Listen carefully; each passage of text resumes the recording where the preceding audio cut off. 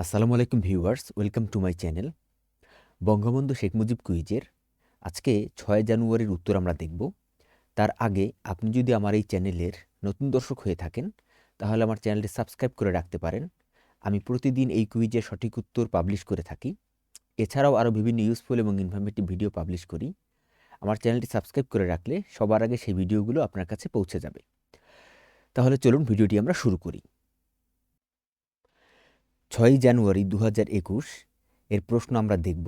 তার আগে আমরা পবিত্র কোরআনের একটি আয়াত দেখব। আয়াতটি হচ্ছে, মানবকুলকে মোহগ্রস্ত করেছে নারী, সন্তান সন্ততি, রাশিকৃত স্বর্ণরৌপ্য, চিহ্নিত অশ্ব, গবাদি পশুরাজি এবং ক্ষেতখামারের মতো আকর্ষণীয় বস্তু সামগ্রী। এসবই হচ্ছে পার্থিব জীবনের ভোগ্য বস্তু। আল্লাহর নিকটই হলো উত্তম আশ্রয়। সূরা আল ইমরান আয়াত 14।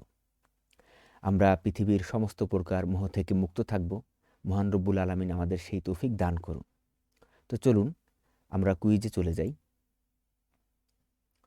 কুইজে বলা হয়েছে, সরাসরি প্রশ্নে চলে আসতেছি, ষষ্ঠ কাউন্সিলে শেখ মুজিব আওয়ামী লীগের কোন পদে নির্বাচিত হন? এর অ্যান্সার আমরা দেখব এখান থেকে। দেখুন, যুগান্তর পেপারের এই জায়গাতে লক্ষ্য করুন।